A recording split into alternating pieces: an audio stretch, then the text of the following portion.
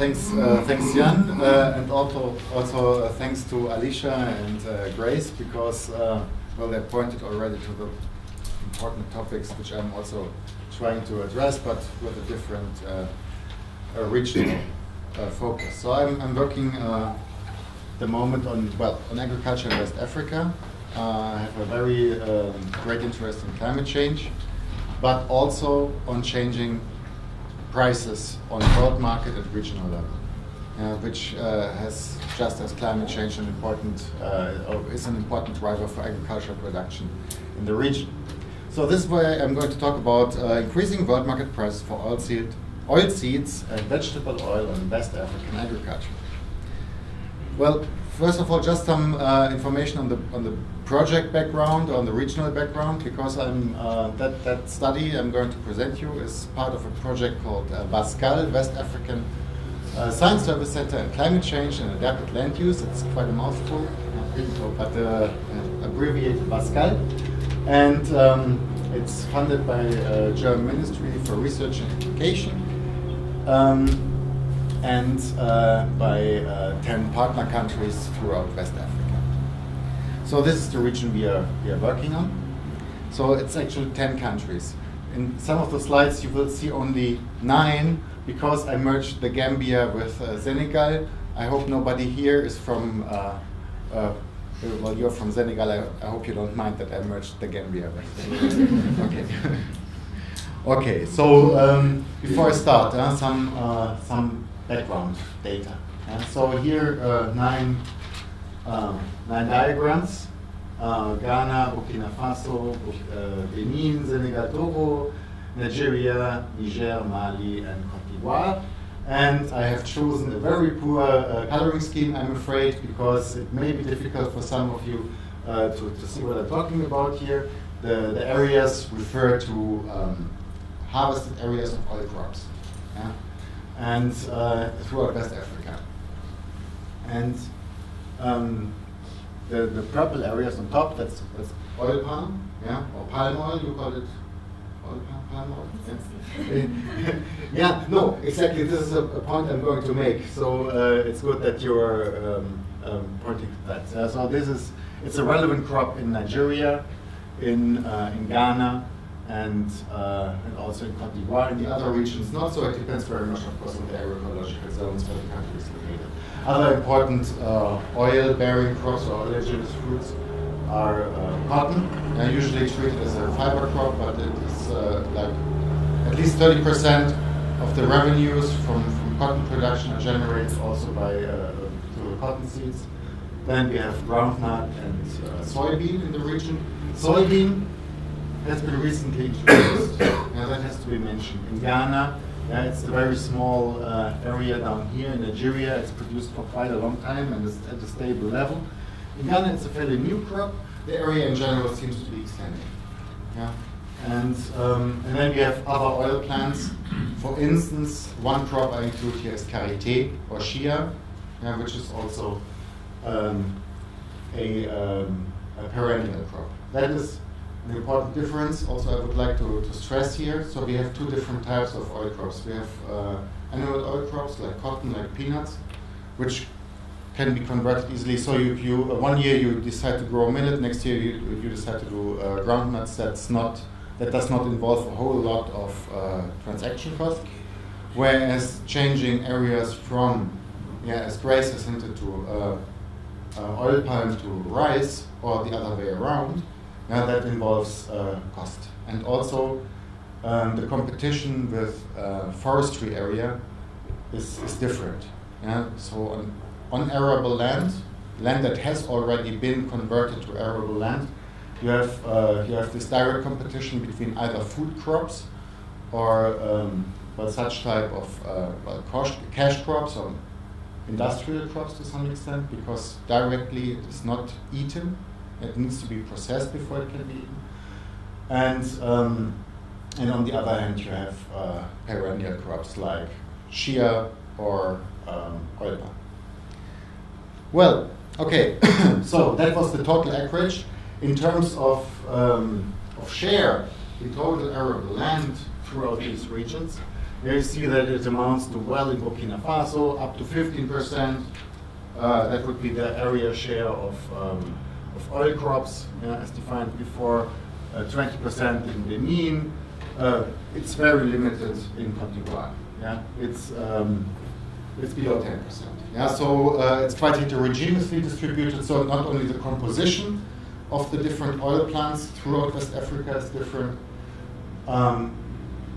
but also the relevance of certain oil crops in West Africa is very different. And the relative prices to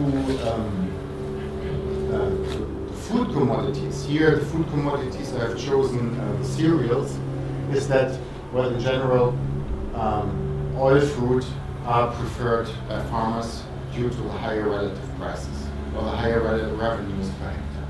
Yeah, so they have a more or less limited share in agricultural production, hence in agricultural revenues, but farmers do like indeed to produce this type of oil crops because of the higher prices relative to millet, sorghum, or maize or rice.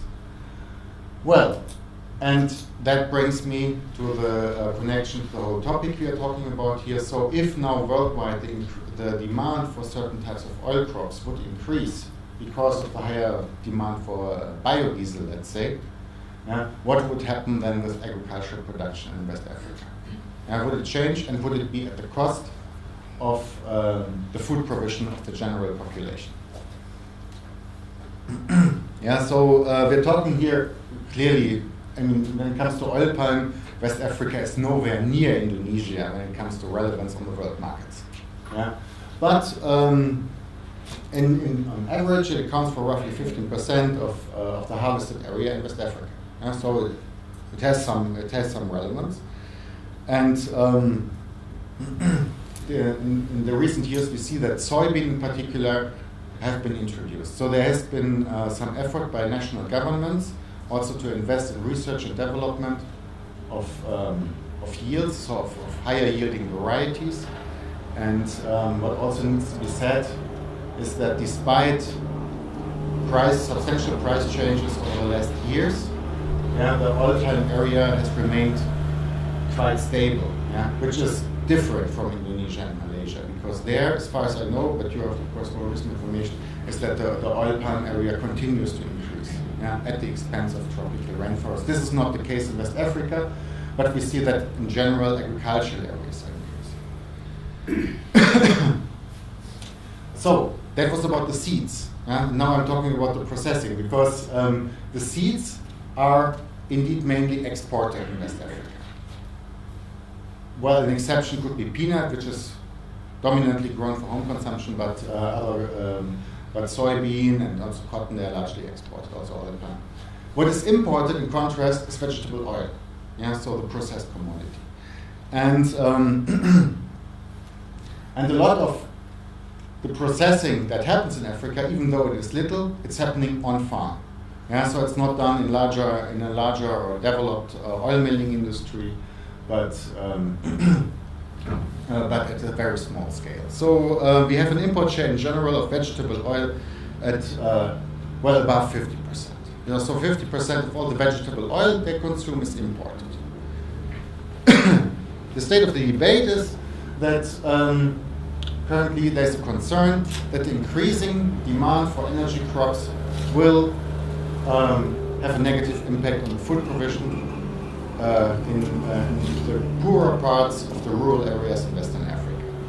Well, because the people will start to grow soybeans, as we can observe in some regions, or cotton, also as we can observe, at the expense of either natural resources or food commodities. Now, what we want to contribute with this study is to add a general equilibrium perspective, because we acknowledge the fact that, well, we have some regions here where like 80 or 90% of the population are involved in agriculture. So we cannot ignore the fact that whatever price changes happen in subsectors of agriculture would have an impact on the general income situation.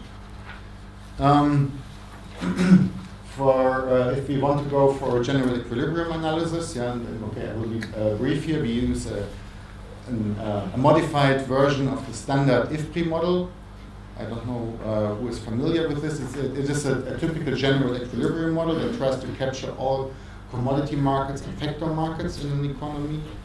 It requires a huge database, which we draw from the Global Trade Analysis Project, GTAP, and that has an Africa database with a fairly detailed representation of the agricultural sector.